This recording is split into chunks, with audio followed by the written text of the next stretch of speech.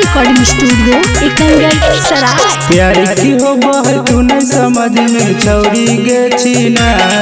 अगर प्यारी की हो बह तू नहीं समझ में छौरी गे छीना। पैसा लेके कहा जार करही जिसमें के बाईपार। पैसा लेके कहा जार करही जिसमों के बाईपार। नया सिख से मिले ल जाही नदिया के किनार। नया सिख से मिले ल जाही नदिया के किनार। पैसा लेके कहा जार करही जिसमें के बाईपार। पैसा लेके कहा जार करही जिसमों के बाईपार। करही जिसमों के बाईपार। डीजे कंदर राज। करही जिसमों के बाईपार।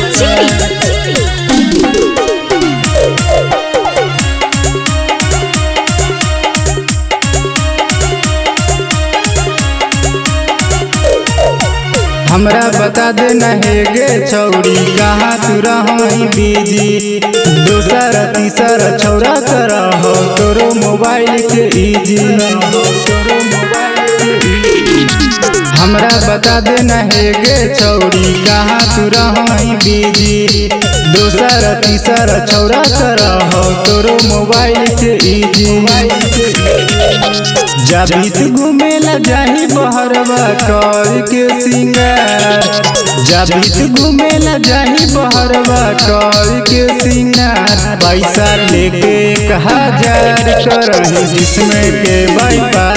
पैसा लेके कहा जार करही जिसमों के बाईपार।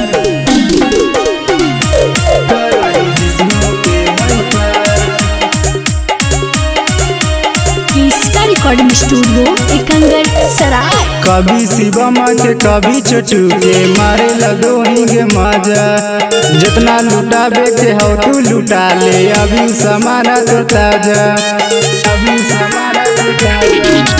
कभी शिवमा के कभी छोटू के मारे लगोही गे मजा। जितना लुटाबे के हो तू लुटा ले अभी समाना तो ताजा। चुसीले तो तोर जवानी गे छौरी अभी हो रसदार। चुसीले तो तोर जवानी गे छौरी अभी हो रसदार। पैसा लेके कहा जार करही जिसमें के बाईपार। पैसा लेके कहा जार करही जिसमों के बाईपार। किसका रिकॉर्डिंग स्टूडियो एकंगर सराय।